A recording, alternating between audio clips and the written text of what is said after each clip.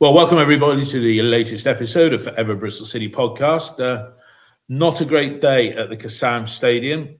Yes, we got a point, but goodness me, it was one of those games that will never be remembered at all. I'm joined today by Neil Sutton and Tom from Robin's Nest, Dave Tubby. Look, this is probably going to be a short episode anyway, certainly if we were talking about a game. You know, if you blinked, you'd miss it. One word answers to this question from each of you, please. You first, Tom. One word to describe yesterday's game. Oh, it's just depressing, wasn't it? Really, that's what I'd say. Yeah, Dave. Sleep-inducing. I haven't been sleeping well, and the second half was really becoming a challenge to stay awake. But I would recommend that to a doctor for people that can't sleep, to be honest. Neil. You said one word. Well, no, one word. Flat. My word, worrying. And I'll expand on that. Worrying from the point of view, if we're going to mount a serious playoff challenge, we cannot put in performances like we've done against Preston and Oxford. Simple fact. Yeah. And we said this batch of 5 games before the cup tie against Port Vale. Minimum requirement is 8 points. Okay, we've got one of those, but it puts the pressure on now to go to when we go to Portman Road Tuesday night. It puts the pressure on to get a result. A draw is a minimum. Let me just add Dave back into the stream. Let's talk about team selection since you are visible. Tom, strange. You know, 2 goalkeepers on the bench, but none of them Max O'Leary. Who is this Luke or Thomas or whatever his name is? Coach. I thought he was a training keeper, David. You thought what? I thought, is it Ollie Thomas has come back? Yeah, strange one, isn't it? I don't know how many times we've ever picked a bench with 2 keepers on it. And with Yu Hirakawa linked to Hull City, I mean, their manager came out in an interview yesterday and said he's their player, basically. So to see him named on the bench and then come on is interesting. It was just, interesting. Shame to see Knight not playing as well. I don't know if it would have changed much if he was available, but yeah, it was a shame to see Knight missing again. Dave, the 2 goalkeepers on the bench, Max O'Leary. If Max is in talks with other clubs about going somewhere, and you is, clearly, because as Tom just said, an opposition manager referred to it in the post-match press conference, lack of consistency, you know, Knight injured again. Well, what are your thoughts on that 2 goalkeeper scenario?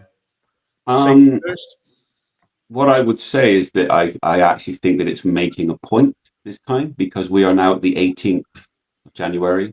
We don't have that extra centre forward in the building. And maybe from Stuart's part, it's a slightly risky strategy to go down that road of having 2 goalkeepers on the bench, because there is no need. I understand the argument that you're not 100% on VTech. I just don't really buy into it. And I think that it's making a point of, guys, I don't have my striker yet. And it's a hell of a way to make a point, because it looks stupid. It looks ridiculous when you're naming 2 keepers. I would say unnecessary as well, because Peckover and Meerholz have both been in the match day squad. You know, it just seems a bizarre way to make a point if he's trying to do that. No, I think it's putting the pressure on. It's saying, I need this extra striker. You can, if you want a manager that's always going to fall in line and quite meek in the decisions, yeah, he'll do that and accept what he's got. But it's the first time I've really thought, like, this is a move of politics. This is saying, I need this extra guy, and it's spelling it out to fans. I don't have the tools to do the job. This is really making that point.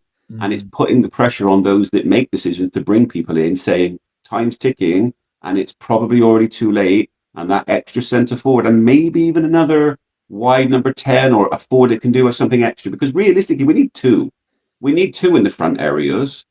It's really making the point of, hey guys, you're not doing the job. I'm going to put a keeper on the bench, because these guys, these extra academy players, they're not to the standard that we need right now.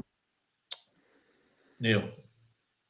Well, let's deal with Lewis Thomas first of all. We were at the fans forum and Brian Tinian said he's not a player, he's a coach. So there we go straight away. He's not on a playing contract, he's on a coaching contract. So you've actually named a coach on the thing. It smacks a little bit to me of the Pearson era, going back to Cardiff away, you know, when he when he's trying to make a point. This transfer window is always difficult to do business in, full stop. And the problem is with Struber, sometimes he's his own worst enemy, because when he's asked, oh, super close. If he just didn't keep saying every 2 days he's going to have a new striker in the next 2 days, he wouldn't put pressure on himself. But he's put pressure on himself by saying how close we are to this striker the whole time.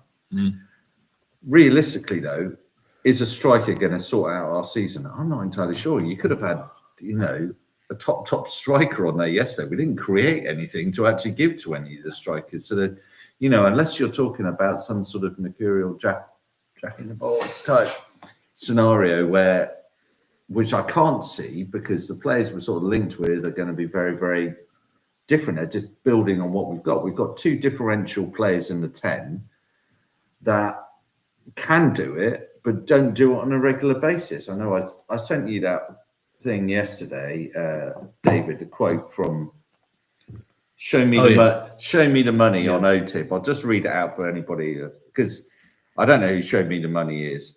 But it says, lots of comments on here, understandably frustrated with the performance today, but failing to see the reason why we are an average championship team. Consistency of performance.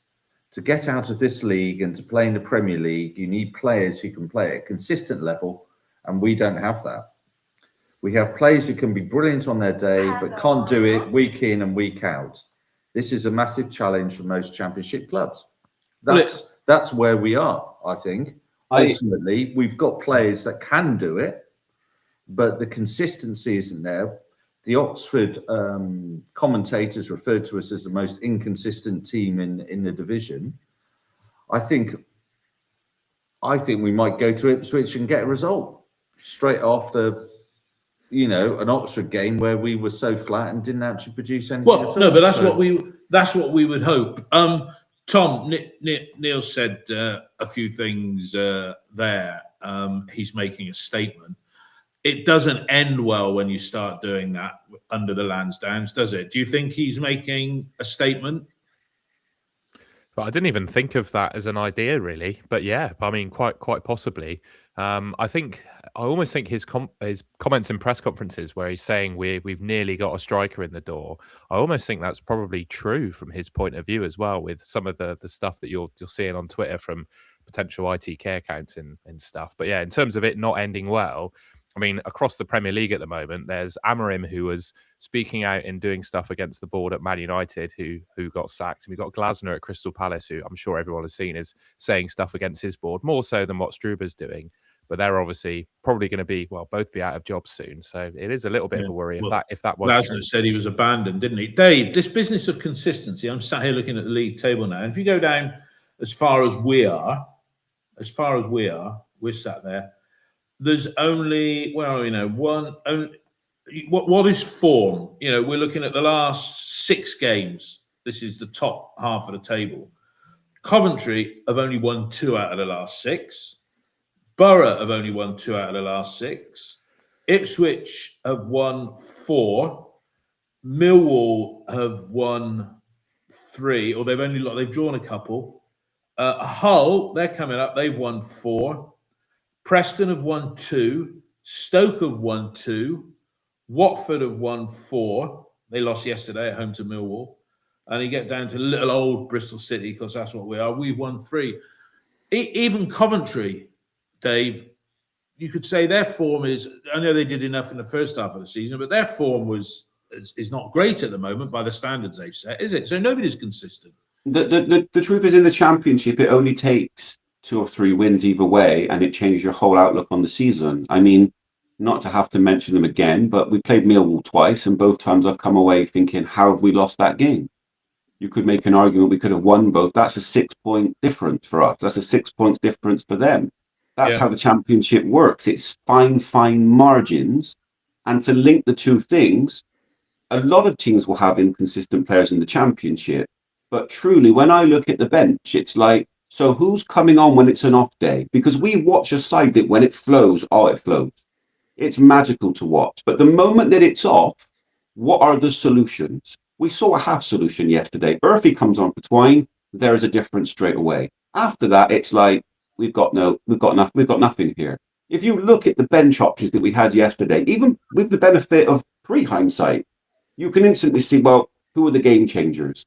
It's 0-0. Armstrong is not the guy for 0-0. He doesn't score away from home. His thing is running the channels, and Oxford are sitting in. We don't have enough ballers in the side, and we don't have enough players that can come on and make a difference. I'm all for having academy players on the bench and coming through. The unicorns don't happen every year. We had Semenya, we had Scott, we made a ton of money. It's not made enough difference going forward because we haven't spent enough of it. And what we have spent of it, we spend it on Scott Twine, who is not a magical number 10. Well, if you think about it, it's Scott Twine and Luke McNally, because those two cost, best part of 6 million for the two of them. But McNally makes perfect sense. I understand he's injured, and that's really unfortunate. Yeah. But you can look at that buy and say that's a tidy buy. Twine, for the money that he costs, you can look at the numbers sometimes and say, oh, look at his numbers, he delivers. But does he actually impact games? How often do you think of Scott Twine and say, what's he really done today? And then you look and he's got a goal or assist. That's great when it's flowing as a side. But Scott Twine is not a player that says, this isn't good enough today, lads. I'm going to pull this up and I'm going to be a difference maker. When the going is tough, he goes missing. All right, good point. Neil, picking up on that point, we were all eulogizing about Sam Morsey last week against Watford. Yes, it was against Watford. Likewise, Adam Randall has been our player of the season. Mm-hmm. You look at the team that we put out, everything behind him. We got our best goalkeeper. We got Zach Viner showing just what a player he is, playing as a wing back, Tanner was okay.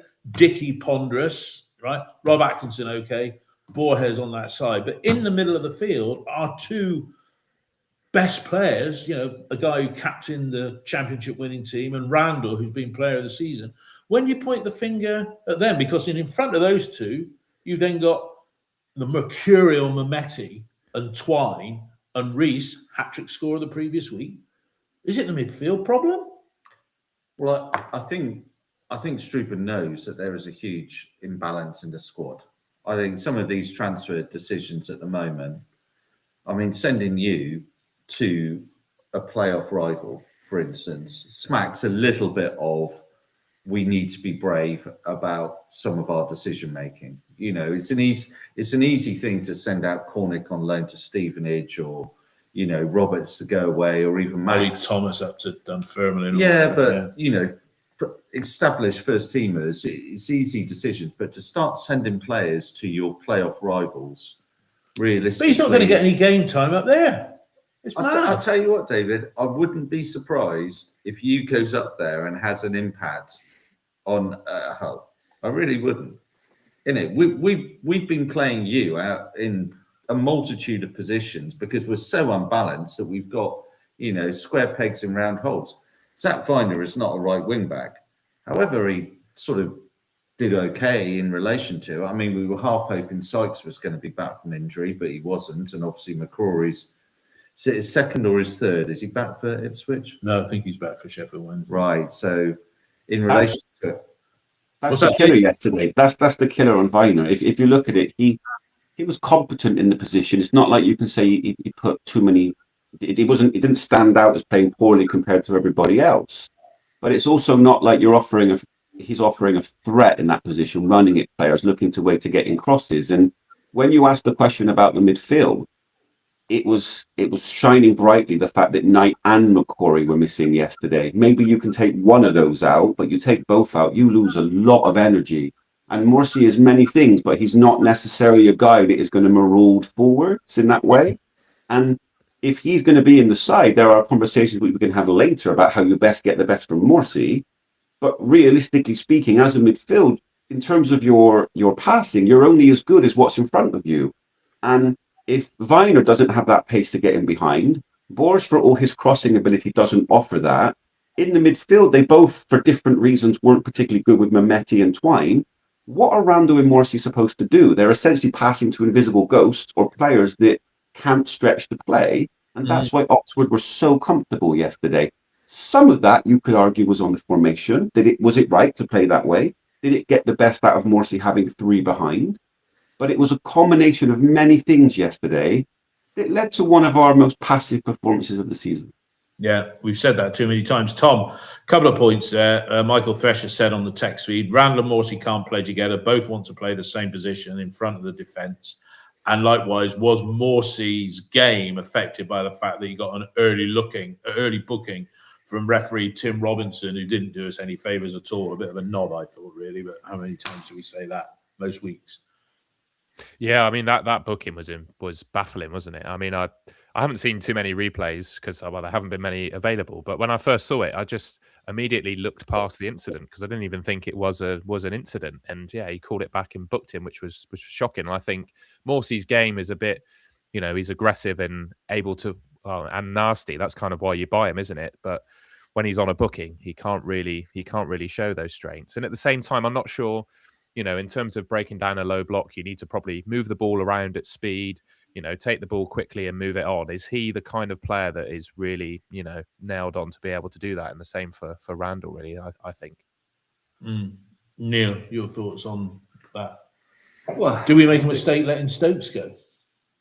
Well, he's having a good time up at Stockport, isn't he? At the end of they won yesterday. He scored 2 in midweek. Scored yesterday. Did he? Yeah, the first goal's been credited to him as well. Not on the BBC website. Anyway, carry on. But I mean, I think with it, he gives you a bit more energy and a bit more flow in the 10 than Twine does. I mean, what's interesting now is Struber is starting to take Mehmeti off and take Twine off. And well, he took our front three off. Yeah. But I mean, there were times in the first half of the season where we're like, you keep Twine on in case he gets a free kick, or you keep Mehmeti on because he's a bit of a differential player. He moved relatively early, hasn't he, in relation to it, I think. And then Twine, no. There's nobody that's going to say we got value for money from Twine, was it? We agreed a deal with Finn Azaz at 2.5. And okay, he wanted to go and play. He wanted to go and play for Millwall now, or is he still Southampton? Southampton, yeah. Right. But I think Finn Azaz wanted to go with Mike Carrick, the usual Borough thing, just like we saw with Munro potentially as well. The wages thing, we get back to our playing budgets and our wages and what we're willing to pay. But Finn Azaz for 2.5 million, all agreed, blah, blah, blah. No, let's pay 3.4 for Twine. Quintessential Bristol City. After we'd got Earthy on loan, thinking we weren't going to get Twine. Well, Twine. I think the Twine thing was all about Manning. Manning wanted Twine. Yeah. Twine was, I want this guy. He's my signature. I need this guy. I need this guy. He's my signature sign. So we overpaid and we unsettled the dynamic, and then we bought McNally in and spent the money in.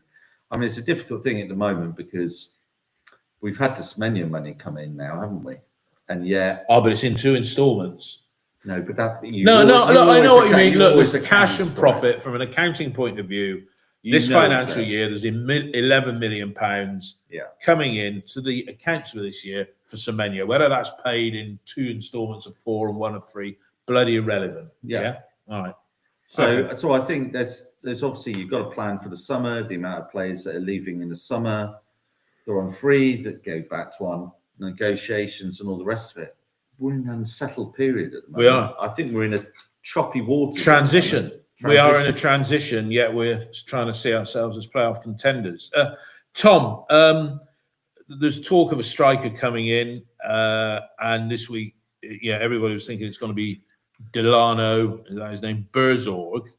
There was mumblings that Struber said, I want players that are committed to the cause. Do you think that player was Daniel Burzorg, who came down and obviously came on as a sub and scored the winner?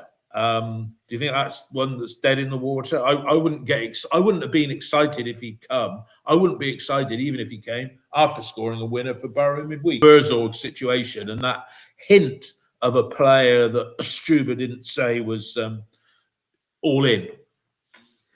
Yeah, it's a really interesting one. I'm in 2 minds about it, really. I still think it could be him. Like we've seen what happened with you yesterday. I mean, whole manager saying he's basically a whole player, and then we're using him off the bench ourselves. So it wouldn't be outside the realms of possibility for it to be Burzorg. I mean, if you saw the goal he scored, he looked quite happy post game, but he hardly celebrated the goal. He looked like a player that is leaving Middlesbrough. Whether his destination is Bristol City or not, I guess we'll find out. But I did quite like the Struber comments about wanting players that actually want to be here. And I guess you could think with Bergsorg, if he's leaving Borough, there's more than just Bristol City, I think, that his agent or himself is lined up to go to, I would suggest.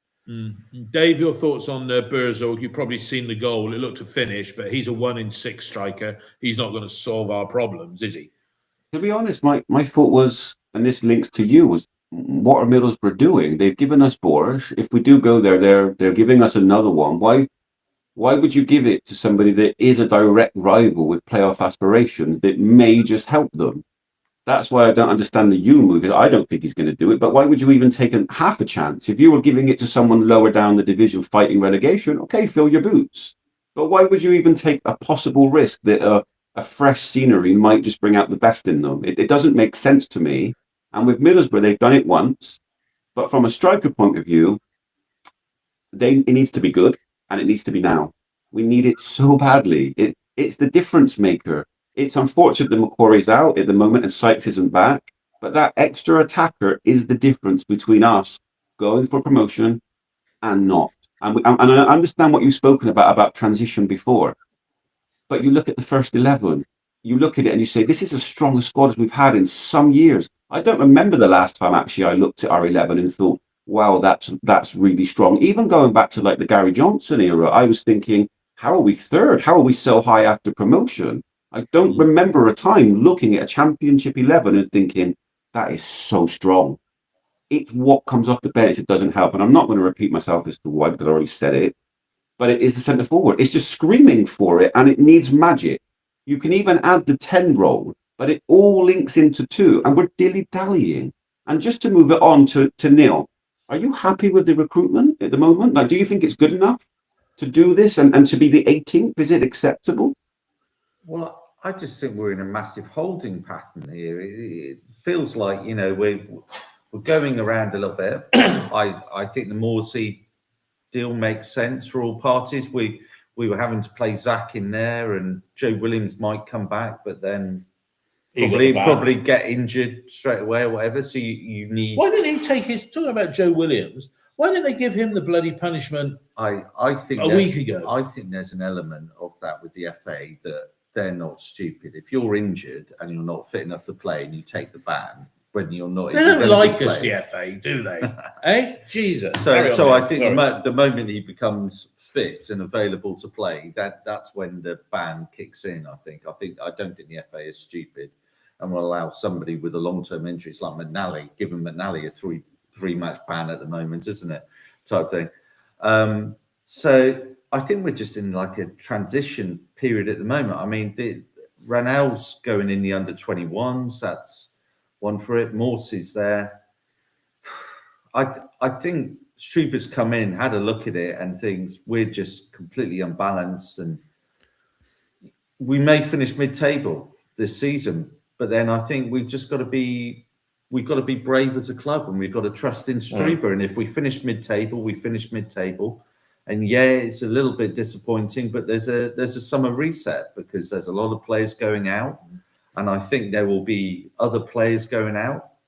I get a feeling maybe McCrory might go, Knight might go for money, because you can't agree a contract with McCrory. You're having to excise his option year, like we've done with Sykes. So it's quite clear that contract. We're having to make decisions in this window now to try and clear the decks with Max and you to create space. So, you know, I think the second half is going to be a bit of a struggle, Dave. Actually, I don't think we're going to. If we get one lone player in, I reckon we'll get a striker, and we might get somebody last couple of days of the window. Dave, and that's it. Without like me ranting, because I think I am a little bit at the moment, because I'm just still annoyed from yesterday. It's on the one hand, the clearing the decks is a good point because they're getting people out, and it feels like finally after a few windows you're making some moves. And Murphy is a good move. Morsey is a good move. But it's like they're so aware that the reset is coming in the summer that they're trying to do it on the cheap. And the positions that we need to change can't be done on the cheap. And we need to go now, because if we hit that reset in the summer with all these players leaving, we are literally back to square one. And it feels so close right now, and that's why it's driving me to insanity. It's there on the table. We have a manager that can deliver it, and I just feel like he's not being given the tools to succeed in the most important area of the football pitch. All right, Tom, doing it on the cheap. Yeah, we're not going for it, are we? And we could. No, I think I came on the podcast. You invited me on sort of end of November, early December. I was talking about the run of games that we had in December, setting us up for January. And if we were in the mix, we got to go and get some good players in January. And it's within our grasp, I think, to get playoffs at that stage. And we just haven't done it this window, have we? And the speed of business that we've done has not been good enough, like the likes of Castledine. Whether we would have got him anyway instead of Borough, I don't know. But other players that even like the likes of the people that are on social media have identified, they've all moved on to other clubs now. So I think we've missed out on some of the good targets we could have gotten anyway, because what's the date today? 18th of January, nearly at the end of the month already. Yeah, it's frustrating. You say in the mix, Tom. I mean, here we are in 9th. We're in the mix. I mean, 4 points off 5th. That's in the mix. This time last year, we were saying, oh, if only we can, and can we close the gap? It's not much of a gap to be closed, is there?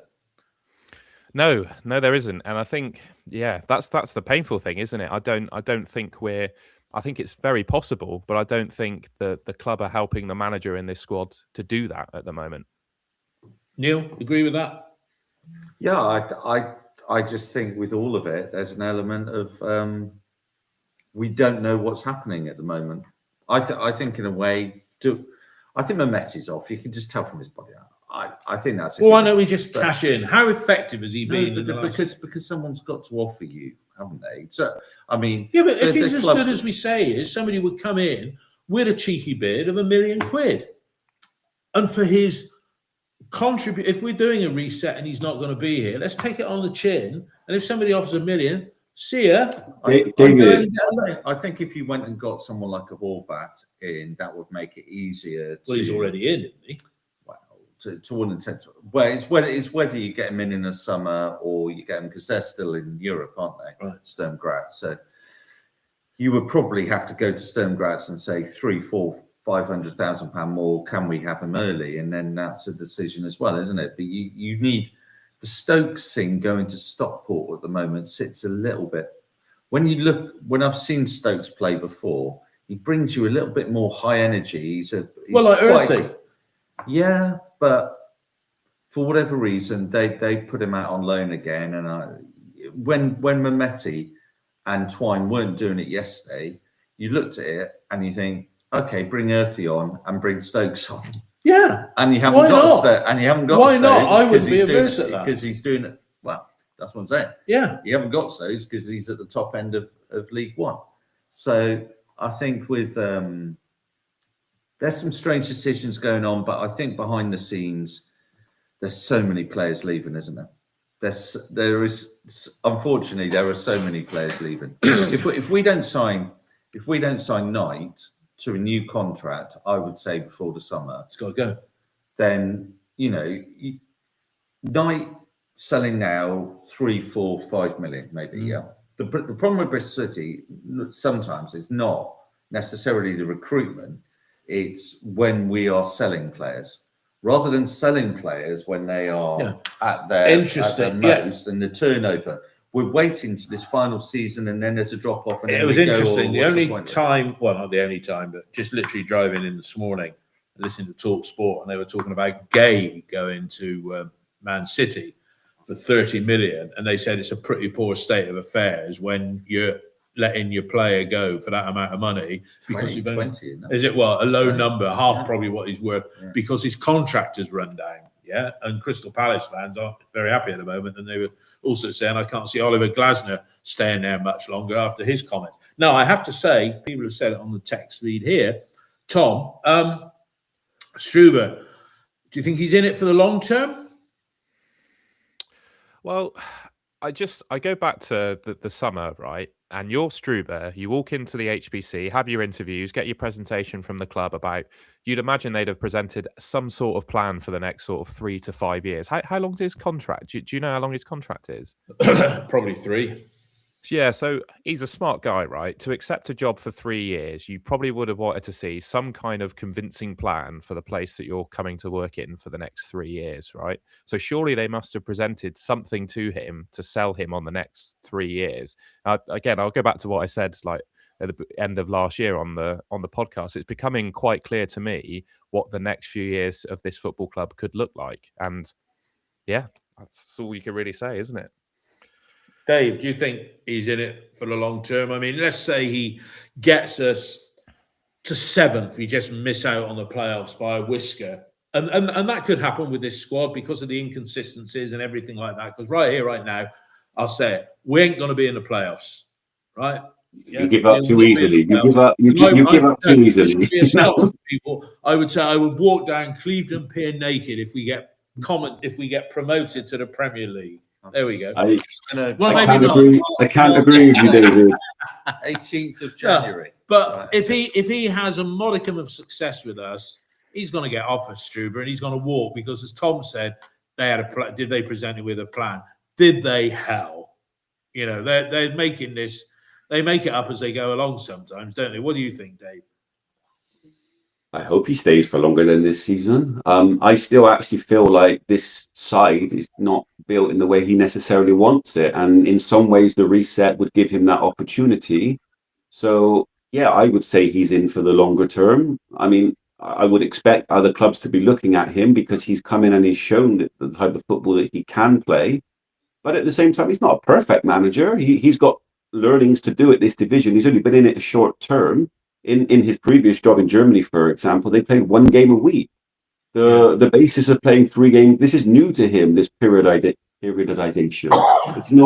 It's not like he's like the second coming of God. He's not a perfect manager, and he has to prove himself equally. The football is fantastic to watch. It also comes with results. On occasion, because there have been too many occasions since the end of November where people have said the horseshoe has come in, right? When teams play with a low block, he can't break it down. There's one guest who comes on the podcast, an ex-player, who thinks there's a degree of tactical naivety when chaos football gets found out. I mean, Neil, do you think he's all that? I mean, we like him. It's good to have a manager that's liked. But as somebody said on the forum the other day, we only need to lose to Oxford and Ipswich. We didn't. We could draw both games, fall further down the table. Yeah. We only need to lose 2 or 3 in a row, and then the ne'er-do-wells will come out slagging him off. But is he's not found a way to beat those teams with a low block. And we've had a lot of horseshoe football from him. That's a phrase that's been used in quite a few podcasts in the last 2 months. I think he's a very different character to Manning. So we're coming from a position where, you know, he's out there.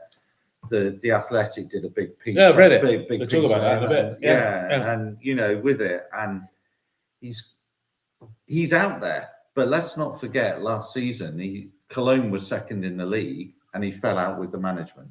Yeah, and then he got sacked. You know, so he's got it back. He's probably not adverse to actually challenging. I mean, he's not quite got to the Glasner stage at the moment where he's saying he's been abandoned, but sometimes you do think that he sails pretty close to the wind. I think if things started going wrong, if he does feel let down, then you're probably going to hear that. I mean, Pearson in the end alluded to it. I think Struber's a little bit more. Well, Cottrell did as well, and he was naming 9 on the bench. 7 on the bench. But I think with him, I think he's tried to play a certain way over the, you know, we're decent job. We're coming up to 2/3 of the season soon, aren't we? So he's tried to play a certain way. He's found that really he can't do it with the players he's got. So then you like think, right, okay. Then you sit back and you say, what money have I got? Well, you got this. You can either wait until the summer or you could do it now. Right, okay. So he's making some proactive decisions around people like you, people like Max O'Leary. I don't think he always gets his substitutions right in games, particularly at home. That's an element of it. I think this chaos ball that we talk about, sometimes I've just watched people kicking ball aimlessly Well, wherever. that's what one of our You know, contributors said. so I'm not I have to reply in a minute. quite sure if chaos ball is always there. I mean, chaos ball works when you've got a team pressing and then you go on the counter. It doesn't work when you need a bit of structure, when you're behind in a game and you're trying to sort of do it, because chaos ball's quite easy to play against. Well, we get open. We've seen massive gaps in when we have had good games. We've seen some massive gaps. Let's look. Can I just say two things? Yeah. Number one, the thing that worried me yesterday was in the post game, the interview from Struber. He questioned like the mentality of the way the players played, and that was a very worrying thing to say. Like questioning like that coming from the manager is really hitting home. Like that was not what I asked you to do today. And just to counter Neil a little bit, and I've heard it from other people as well. I don't think it is just chaos going to nowhere and just kicking it long. I think there is a certain way of playing that actually certain players can't do. Armstrong being one of them. Quite often when he's on the pitch, you will see a ball go to the corner to no one, and instantly the players will look and be, you were supposed to run on the trigger. There is setup, there are ways of playing, and that's why I say when it flows, it flows. I'm very much on the Struber train, and I think we need to back him and give him the tools to do the job. Right now, as of today, he is the best manager we can have without question, but he needs the tools to do the job. Yeah, here. All right, let's talk about something we've not talked about so far, and that's the match. Let's get into the first half. I think we can sum it up in a number of words. I mean, I've written my notes here. Quiet start, scrappy. Morsey, long-range effort, easy save. Reese, long-range, easy save. Morsey booked. Weird. I don't know why I went weird. Twine, expletive off, and then free kick over. Anything you'd like to add on the first half, Tom, that was memorable? A couple of long-range shots and Twiney, in the position.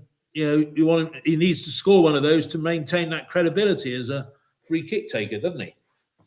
Yeah, I've got nothing to add really. It was just dross, wasn't it? That whole first half. I don't know. I wasn't the quality of the stream that I was watching the game on. I won't give too much away about the stream I was watching, but I don't know if the pitch was. I couldn't really tell if the pitch was any good to whether you could actually play the ball on the ground most of the game. To be honest, I don't know, but yeah, it was a pretty dross first half, wasn't it? And we'll get onto it, I guess. But I was quite happy to see Twine subbed on half time. To be honest, I think that was the right thing to do. It's a shame. We had one moment. We had a half chance, didn't we, with Reese? It was a lovely bit of control from Viner. Probably the best bit of quality in the first half, and it was a half chance, but it was a chance, and that's the kind of stuff that on a poor performance, when you're playing generally poorly, you need to be taking those, even though it's not a clear opportunity. When you get scrapped, you've got to take it if you're really looking up, and unfortunately, we just didn't in that moment. But Oxford created nothing in the first half, and if there was a positive, they were poor. And if you're going to go out there and do something in this season, that was the result to get, even if it had been a 1-1 draw and we'd come back from 1-0 down, there was nothing. It was flat. They offered nothing either, did they, Neil? I mean, they were... Well, I mean, for me, last weekend when we were sitting here and we were talking about Oxford, I went, oh, that's a banana skin. They've got Bloomfield coming in there, first home game, they're going to push, they're going to rise themselves, new manager bounce, albeit that Bloomfield, I think, is a bit of a busted flush at the moment because at Wickham, he was doing well at Wickham and then he went to Luton, took Luton down, got sacked, and now he's come back. I thought that they were poor yesterday, and two teams that just didn't really get going in the first half. Didn't really look as if they wanted to be out there, quite frankly.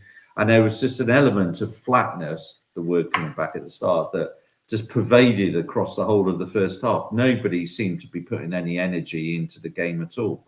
And because of that, they didn't perform. I mean, this is a miss for them because talking about Oxford, they're down there. They need these wins. And if they're coming up against a team that isn't performing, you need to make sure you perform so you don't get dragged into this. Oh, there we go. Dragged down by Bristol City. And I felt that Oxford got dragged down by Bristol City yesterday. We didn't turn up. I don't think Oxford did until the last 10 minutes or so either, really. No, they were. It was just an absolutely dreadful game to watch. Dave, substitutions on the hour. You for Mehmeti, Armstrong for Reese. Sort of I don't know. You could have put 2 men up top and gone for it maybe, and then that would have made them think some more. What did you think of the substitutions? And then 10 minutes after that, Pring coming on for Borges. Well, just before the subs was probably our best 10 minutes of the game. Just after Murphy came on for yeah. Murphy looked bright. There was a ball over the top which has been referenced from Morsi that actually got Anis in, but he couldn't bring it down under control, and it was probably the best bit of play. And I was thinking, okay, this is the moment now. Take hold of this game. And I when you comes on, I'm thinking, why? And I agree with you. Maybe you could have gone 2 up front. But the moment those subs were made, all the slight bit of progress that we had made in the first half just disappeared completely. And it was like Oxford basically went, these are your best shots. They basically put Armstrong in a box, says thank you very much. And they began to believe that they could sneak it. And you could see it gradually coming. And it would have been one of those games at the end that we would have said, you could see it coming, but for a fantastic one-on-one save from Vitek. But I thought the subs generally, apart those subs that you're speaking about, added nothing. Really, they didn't change anything. They weren't game changers, and they just fell into the habit of poor passing, poor football. And for that little 10 minutes, it was better, and then it just got progressively worse again. Do you agree with that, Neil? Do you think he could have left Reece on and had 2 of them playing up front, or is Reece? He plays at one pace, Reece, doesn't he? Really? I know he got a hat trick last week, so I'm critical. He got a hat trick last week, but he had the time and the space and all the rest of it, didn't he? With a lot of this, when you're in a tight game, is he somebody who's going to make something happen at the top end? I don't think necessarily he is. I think he's a good player. He's good signing for us on a free transfer. Will get us half a dozen goals a season. Great. Not going to get you in the playoffs, is he? No, really. But I think with yesterday, for me, just having Vitek back, I mean, he just lifts the team, doesn't he, in a way? And obviously, we'll come to the last few minutes in a way, but just not having that over moment that you have with Max, and Vitek out there, he is quality, and he got us the point. That's the point. And it comes back to, if you're not going to play well as a manager, if you're not going to play well, what's your default position? Right. Okay. You could go for it. You could put 2 up top. You could do this. You could do that. But at 0-0, have City ever been a team in recent memory where at 0-0 we've changed and gone more offensive? No. I would say no. I would say under the last few managers, that's a really brave decision to change it and really go for it at 0-0. But those are the type of things that get you promoted. Yeah, going to somewhere like Oxford. I know you've won the previous week 5-1, but you'd lost your last league game. In fact, you'd lost 2 out of the last 3 league games prior to yesterday. Yeah, you go up there and you say, this is a team in the basement of the division, and we're going to scrape a 1-0 win. We didn't hardly, I think we had 6 shots in the whole game, 1 on target. When you're 9th and 10th, and we've spoken about, you get 2 or 3 wins back to back. It puts what is the point of a point?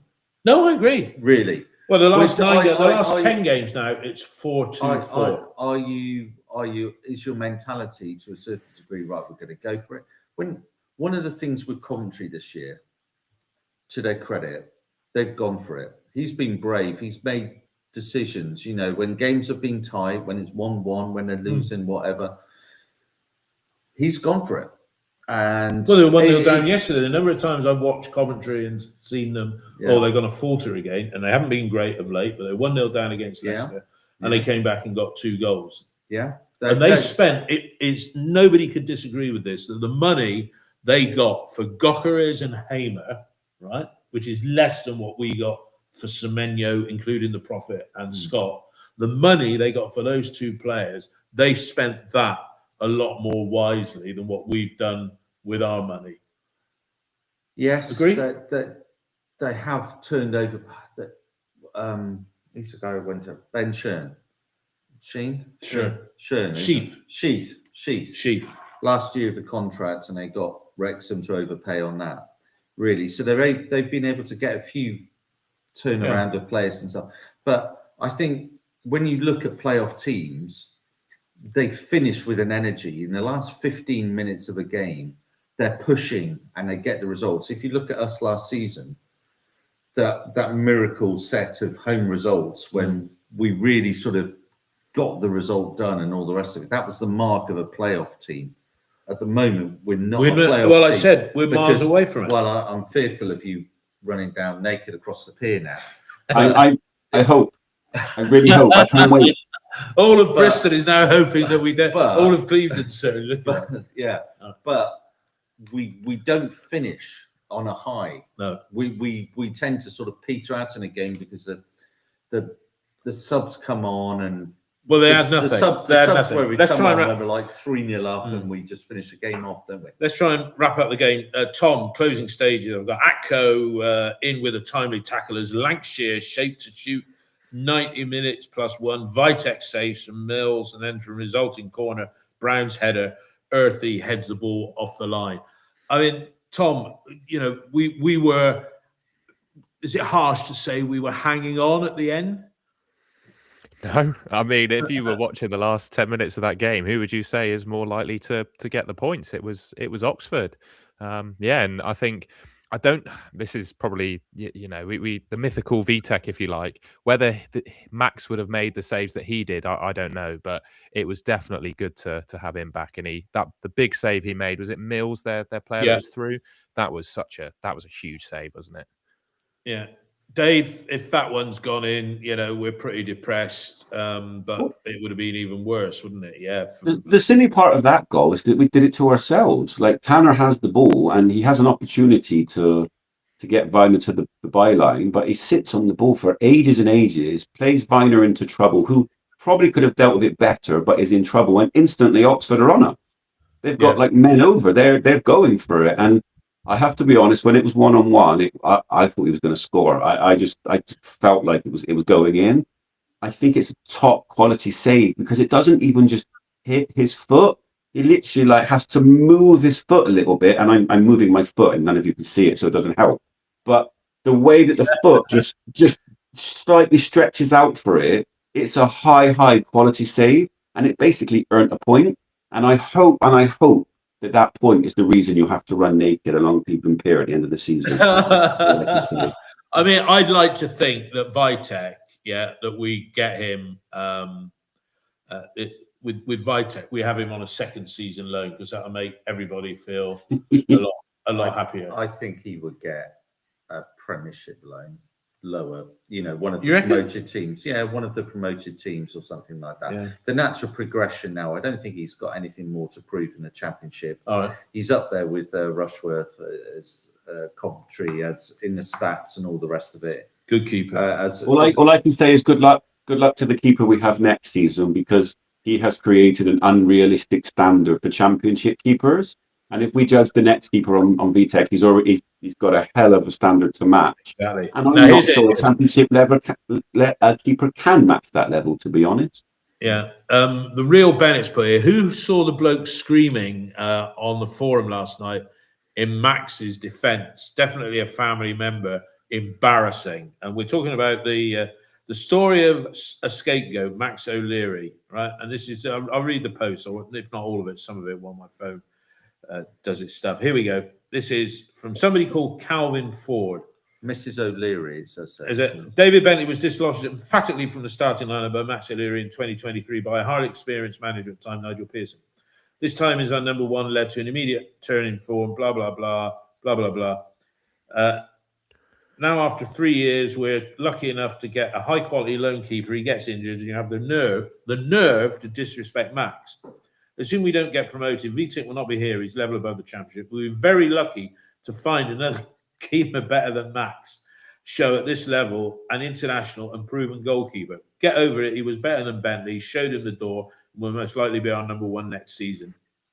Keep on playing well, Max. No, I'm not related to Max. I mean, Tom, do you think we'll ever see Max put on a Bristol City shirt again, or do you think that's it? He's gone.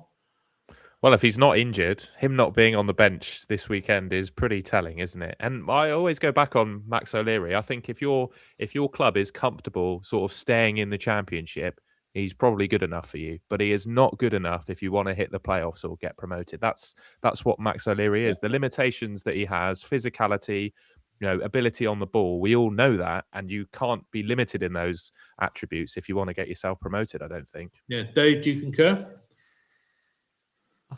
Max is a difficult one because he can go a lot of the season and he's okay. He has a habit of mistakes, which I guess a lot of keepers do.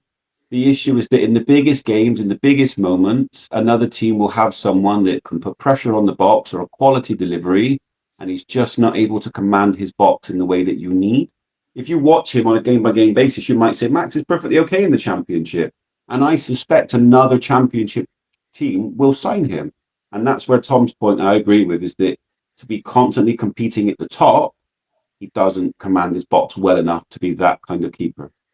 Agree, Neil? Have you seen the Struber interview about Max? No. Okay, he's come out. He's been asked about Max. It's going to be on social media, and he has said Max and I have had a conversation, and we've been quite upfront with one another. Vitek is my number one, and Max sees himself as a Championship number one keeper. He's at contract at the end of the season. He needs to go out and find another club where he can be number one.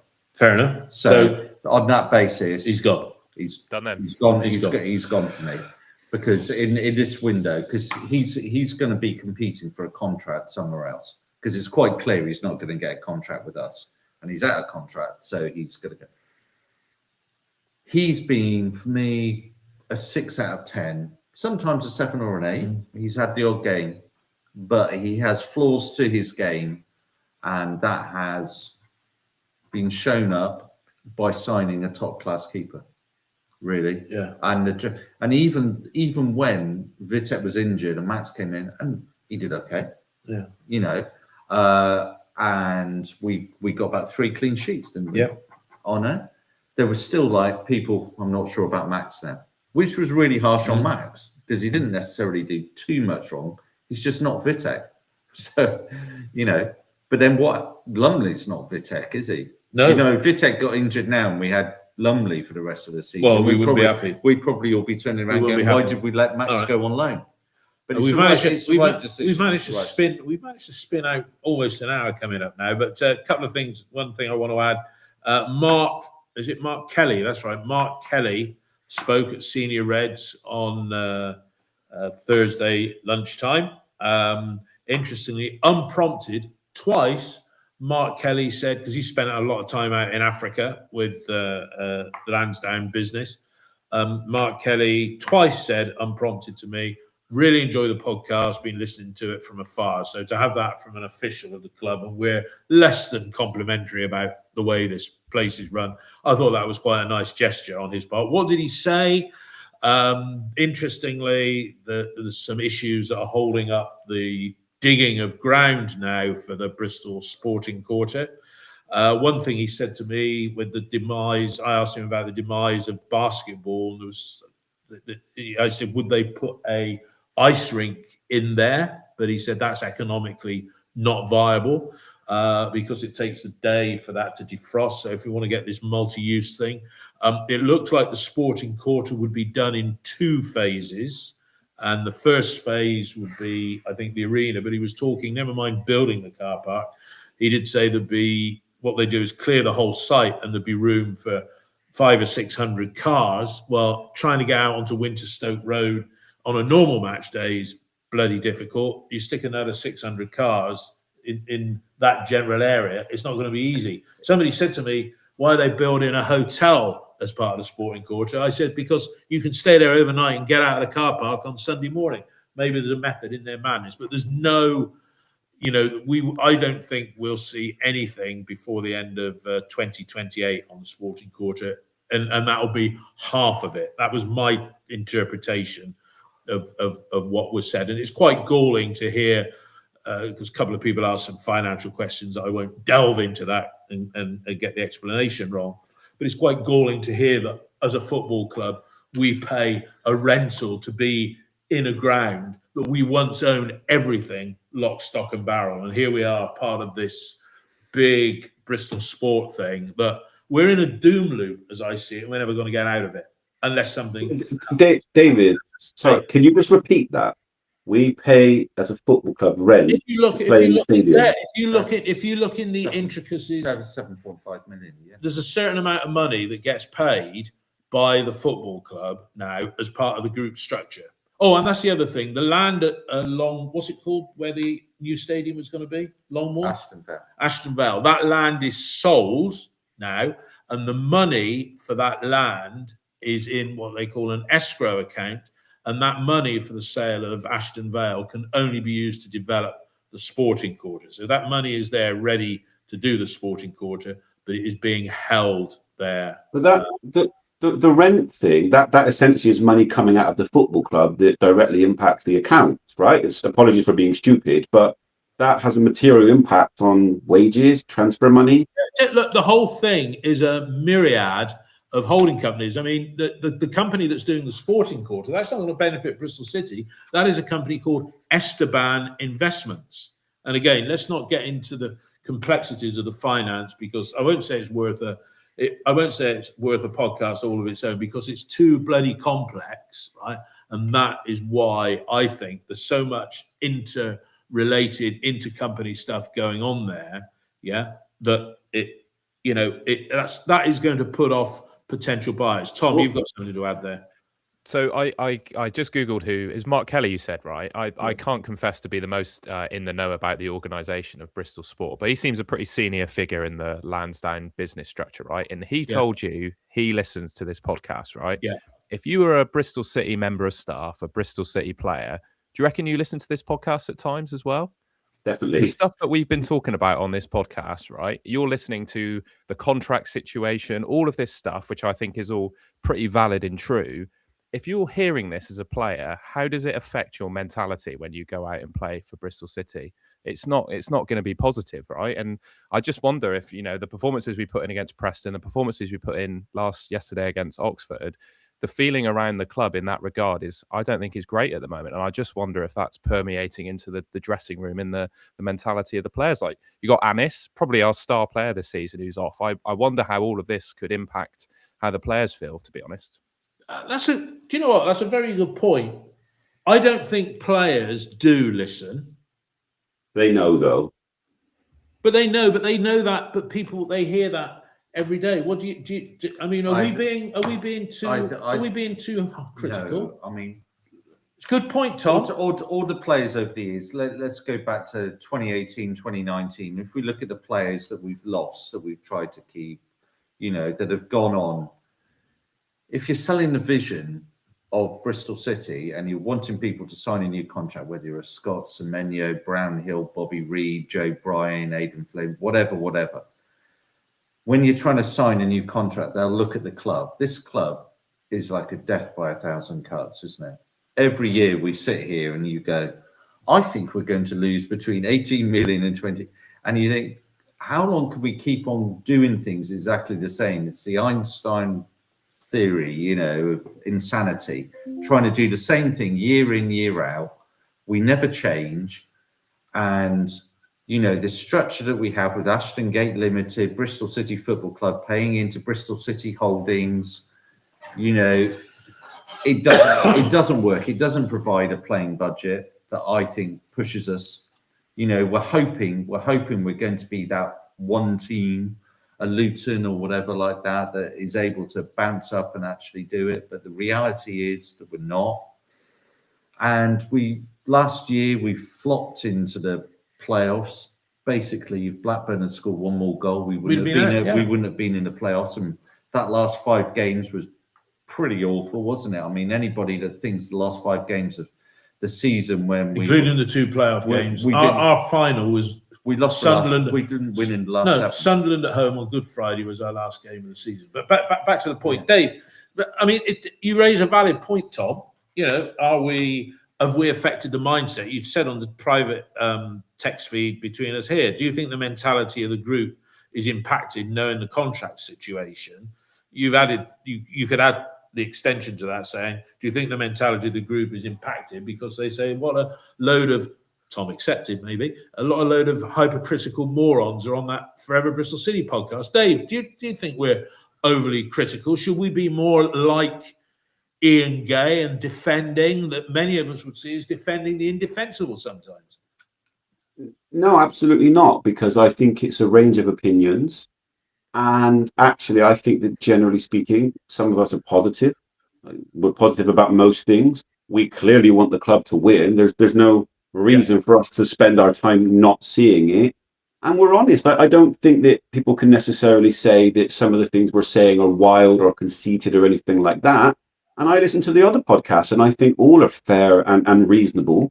I definitely think they watch. I mean, if people agree with me or disagree with me when we do this podcast, I know about it. I'll even listen back to bits and pieces to see where I've made an idiot of myself, which is quite regular.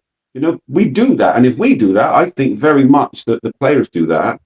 But to say that we're negative and harsh, no, I disagree completely. And over Christmas, when I was going to them, I actually had the privilege of watching live. A few people came up to me and were like, I really like the things that you say. I don't always agree with you, but you portray a good opinion. I think you're fair. That for me was really nice to hear. And if I was a player watching this, when players play well, we give them credit. Yeah. When they've got credit in the bank, we give them the benefit of the doubt. And when we have to be negative, we are. Like the conversation on Max. If somebody wants to tell me that they think that Max is a keeper that can push the top half and is a top 6 keeper going into the Premier League next season, we'd listen to it. I think that the podcast is more than fair. Just to ask you a question, to try to slightly change the subject and bring it back. If we have like events in the stadium and conference events and stuff like that, does the football club actually benefit from those? Because if we're paying rent for the stadium, does that not mean that everything that happens around the stadium also doesn't benefit the club? Pretty much, Dave. But that's ridiculous, isn't it? If we're losing 18 million a year, essentially one of our greatest assets is the stadium. Yeah. None of that's going in. And maybe someone should argue, Dave, the accounts are there, look it up yourself. But I kind of just assume that everything from the stadium. It is very, very complex. And as you rightly said, we do not, you could argue that it reduces the losses of the overall situation. But I think there's too many central costs that the football club or the wider group is playing. There's money that could be taken out of the cost base of the whole organisation, in my view. But look, that's unacceptable because Coventry have shown that you can go to the deepest, darkest place in football and you can come back. The fact that they are first place and not quite cruising, but putting up a hell of a fight to get automatic promotion. And they own their own ground as well. And when you consider at one point they didn't and what they've had to go through to get there, don't tell me that it can't be done because you're Bristol City, because they are showing that a sufficient amount of clubs with a decent enough fan base, which we have, and growing. You only have to look at the home attendances and season tickets to say it's improving. Look at the away fixtures. I remember times when it was barely 4 figures sometimes, 800-900 was good. Now every game is like there is a decent amount, if not close to sellout. It's unacceptable from a leadership recruitment point of view that's happening and we can't get the players we need. Come on, man, this is not right. Well, we'll probably have more opportunities to moan on first thing Wednesday morning when we'll be reviewing Ipswich away. Tom, Ipswich away next game. Got to come back there with something, because then it really means the next 2 games after that are at home. You've got to get 6 points, because we've got to keep this points per game below 1.75 or not exceeding 1.75. So looking forward to Ipswich, Tom. Chance of result up there. Wes Burns back in their squad. Sammy Smodics. What do you think? All I can say is it would be the most Bristol City thing ever for us to have. This has been, and rightly so, it's after that result and what we know about the club, it's been quite a negative podcast, but I think the outlook is quite negative after that last game. It would be the most Bristol City thing ever to go to Ipswich. It's a horrible journey for away fans, so fair play to those that are going after that on Saturday. And we get 3 points. We somehow get 3 points out of that game. I could see us getting a result quite easily. I think they're the kind of team that we can perform well against. Like the kind of team that chaotic Struber ball it could really work against. They play football. Neil, would you concur with that? Yeah, they're not. Well, it depends what Bristol City turns up. But if the right Bristol City turns up, we gave them a game in the home game. Yeah. you know. So I don't look at them and think, you know, I don't fear that. We don't need to fear any side. I'm not sitting here pessimistically going, 3-4-0. It may well be, you know, an easy Ipswich win. But if the right Bristol City turn up and we play like we can play, we'll give them a game. Yeah, Dave, are you confident we'll give them a game? Ipswich away is a tough game. I try, you know, you take it game by game, but I'm looking slightly further ahead. Coming up, we have a game against Sheffield Wednesday and Derby. Realistically speaking, we need 6-7 points from those three over the next few games, and especially the Ipswich game. I'm very curious to see what happens with Morsey, how to get him in the side. I don't expect him just to be going Morsey Randall as you were. How you fit Morsey in the side really does matter for the setup, because he brings so many abilities, but they're not the same. And also, in terms of the game, I would start Urfi over Twine. I don't see how Twine starts versus Ipswich. He's not going to run himself into the ground up there. No, I agree. It's not. Interesting, Tom, you've put up on the general text feed, if you're a potential buyer coming in to buy this club, you're left asking the question, what will I actually own when I buy this club? That's a very good point. And the other reason, we are not a club that is a distress sale by the owner. So he's got unrealistic expectations. Interesting what's happened with the women's football, that the people that have come in, they have an 80% stake in all things women's football. Yeah, that is the right sort of percentage. Nobody's going to come in and chuck money and still leave Lansdowne owning more than 50% of whatever it is they're buying, because you're just chucking good money after bad. I'll make a point about women's football at the moment. Go on. Just what you put. WSL 2 this year, they're expanding WSL. There's 2 teams that go up automatically, and the third place team goes into a playoff against the bottom team. As it used to be in the playoffs years ago. Years and years ago. So the mentality of Mercury 13 is, we're going to go for it. Yeah. They signed an Arsenal striker. They signed the lady from Aston Villa, Carrie Robinson as well. And they're going to be making more signings. Do you know the thing? Their mindset is, this is an opportunity to get up. We need to, because we were the 5th best supported side in Europe in women's football. Would we have had the same mentality if the Lansdownes were still owning the women's club? No, because they didn't invest in the women's club when they even got there. They did not invest. We lost over £1 million that year. Yeah, but we lost £1 million. How do they manage? How do we lose again? They've gone for it. The other factor there, in terms of going for it, is that it's about 1/10 of the cost. Yeah, but I think with it, I think Bristol City is a really attractive proposition. Of course. For a buyer. The problem is, you look at it from the outside, like when we were at the fans forum and Rawcliffe. Yeah, we've had visits. You know, the Saudis came across. They just look at it, and the point that Tom makes, you know, if you're a potential buyer coming into the club, okay, great, great, stadium, brilliant. What do you get? Well, you just get the playing squad. Yeah. Right. So we don't get any of the assets. No asset. No. Well, there is a way around that. There is a way. There is. Can I just correct myself slightly, because I've had a message from someone that's watching the pod, and I'll just quote it. They said, "You've been led slightly off the mark on the finances, Dave. We benefit as a group from all stadium revenue, and that helps us fund what we do on the football side, or at least cover some of the losses." So I just thought I'd correct myself, because it seems like taking myself. But they've said the term there, the group, all the revenues of the group. There's Ashton Gate Limited. Let's not actually with it, and then us and Ashton Gate feed up into Bristol City Holdings. Yeah, so it's a complex myriad that I'm sure puts a load of people off. The real benefit, do we even own our own training ground? Yes, we do. It's part of the group structure.